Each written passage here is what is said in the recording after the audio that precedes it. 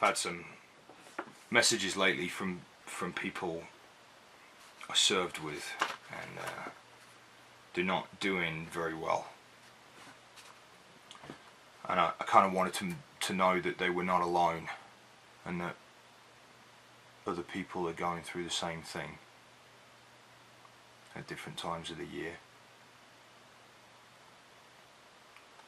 So I have this diary that I filled during a Op Herrick 11, and I just started writing pretty much the day a good friend of mine was killed. He was shot and killed by a sniper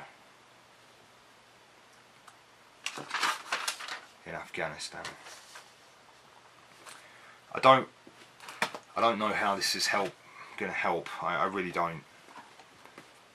But I know I have to do something to let them know that they're not alone, and that I am not alone, and that we're all kind of going through this together. And I know a lot of them keep it in, and they lock themselves away, and they don't say anything, or they don't talk about it. So I figured I would just read from these battered, beaten up pages, and just see if I can help remind them, you know, that we went through a lot, but we were there together, and that we're here now, and in whatever way we can, we've got to remember that we're alive, because we have to honour them and say thanks. And that's how we do it. That's how we say thank you. It's how we do that justice, right? Otherwise we're just bleeding time. 3rd of January 2010.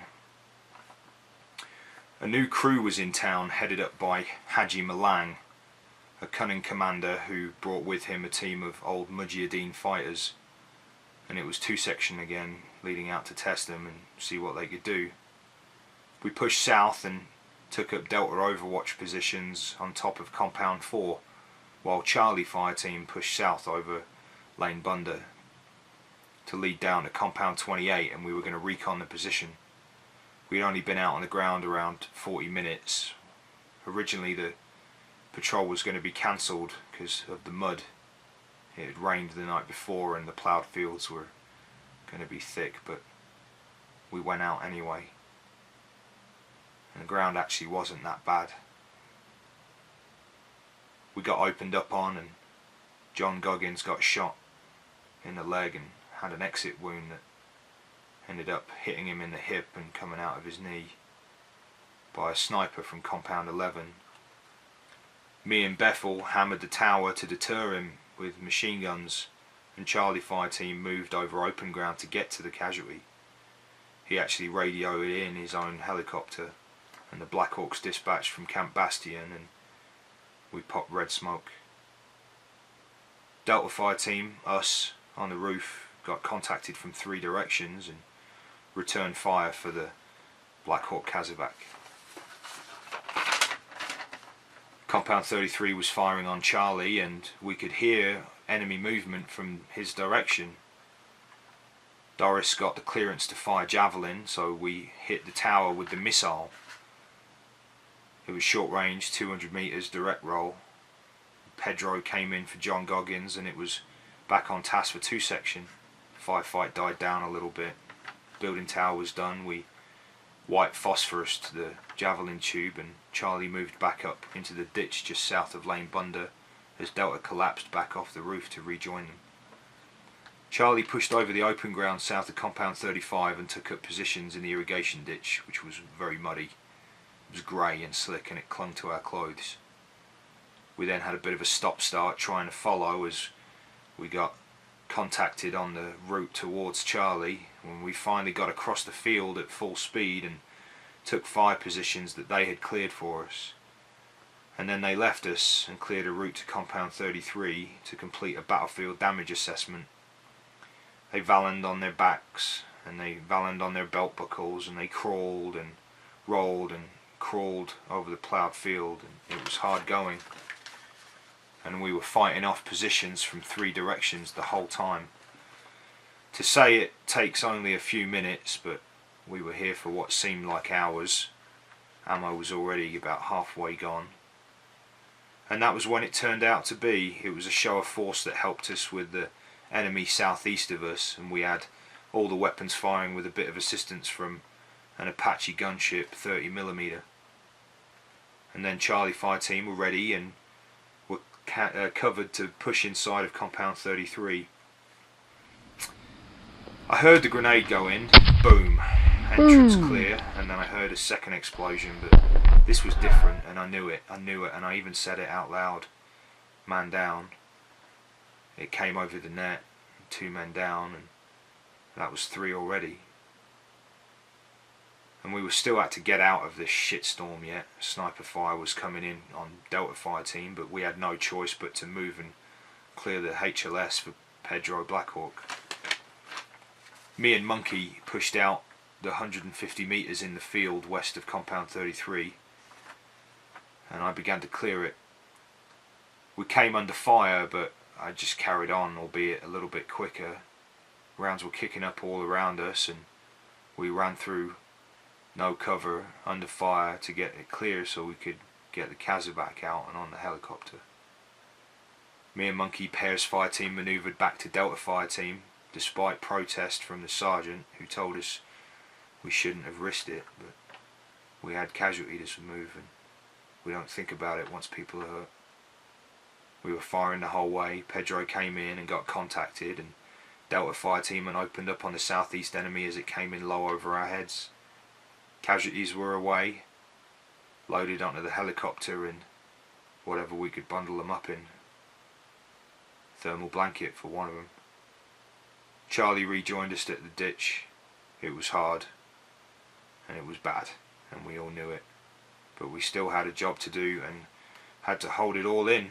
I took point man of the patrol with the Valen. There was no one left, and we pushed back up and around 10, 8 and 7 to move east to compounds 9 and 11. We had contacts every fucking 20 to 30 minutes until we finally took up positions near our targets. We were investigating enemy dead, another battlefield damage assessment ordered by our commander to go in and check the bodies that we'd dropped to make sure that we could secure any weapons. Still in contact, me and the Sarge, we made a break run through fire to check out the bodies. Fuck me! Ended up finding a command wire IED in the ditch. We stopped for a moment, shared some words. I think we were just encouraging each other, but I remember telling him, no matter how shit it was, that he needed to remember that we would follow him anywhere, and that we believed in him. I don't know why, but I told him that there were few people more that I respected.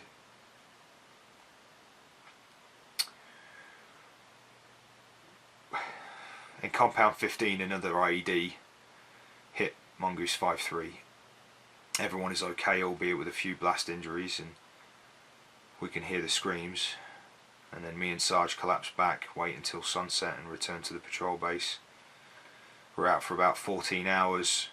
I left the patrol base with 1,200 rounds and came back in with 64. We are all then told about our brother and friend, Head. We left as a section of 12, and we were 3 men light coming home. The longest day was over, but its repercussions would last a lifetime, and we were down to 21 men from 35 in the patrol base.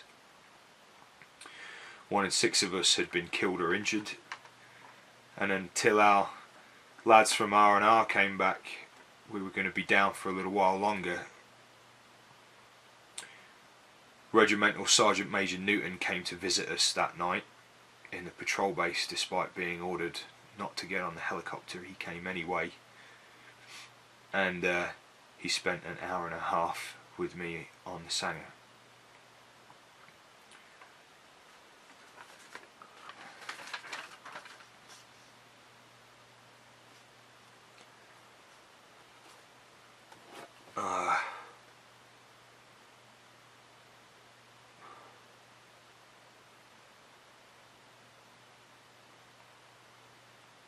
That's compound 24! Fire!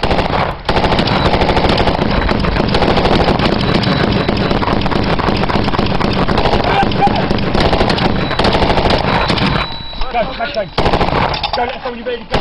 Step up.